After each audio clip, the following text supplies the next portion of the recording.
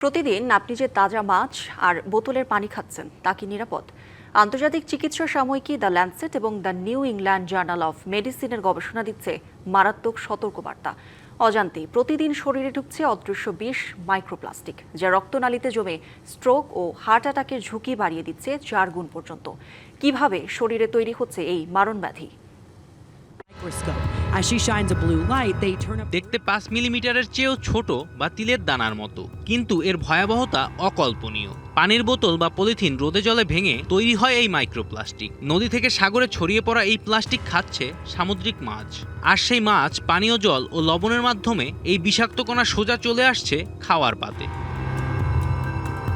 খাবারের সাথে শরীরে ঢুকে ঠিক কী ক্ষতি করছে এই কণাগুলো? স্বনামধন্য চিকিৎসা সাময়িকী the new England journal of মেডিসিনের এক গবেষণায় দেখা গেছে মাইক্রোপ্লাস্টিক পরিপাকতন্ত্র ভেদ করে সরাসরি রক্তে মিশে যায়, এরপর রক্তনালীতে জমে স্বাভাবিক রক্তপ্রবাহ বন্ধ করে দেয়। চিকিৎসকরা বলছেন এর ফলে হার্ট অ্যাটাক ও স্ট্রোকের ঝুঁকি বেড়ে যায় প্রায় 4 গুণ। প্লাস্টিক তৈরিতে ব্যবহৃত কেমিক্যালগুলো মানবদেহে হরমোনের কাজ ব্যাহত করে। মাইক্রোপ্লাস্টিকের সাথে থাকা এসব বিষাক্ত পদার্থ সরাসরি রক্তে মিশে প্রদাহ তৈরি করছে, যা প্রজনন ক্ষমতা কমানোর পাশাপাশি দীর্ঘমেয়াদে ক্যান্সারের ঝুঁকি বহুগুণ বাড়িয়ে দিচ্ছে। বাংলা কিউআর, যেখানে নগদ পেমেন্ট সেখানে। সারা দেশে 10 লাখেরও বেশি মার্চেন্টে নগদে পেমেন্ট করুন খুব সহজে। শুধু খাবারই নয়, শ্বাস প্রশ্বাসের মাধ্যমে ফুসফুসে ঢুকছে এই কণাগুলো। দ্য ল্যান্সেটের তথ্য মতে বাতাসের মাধ্যমে ফুসফুসে যাওয়া এসব কণাগুলো তৈরি করছে অ্যাজমা ও ব্রঙ্কাইটিসের মতো দীর্ঘস্থায়ী শ্বাসকষ্ট।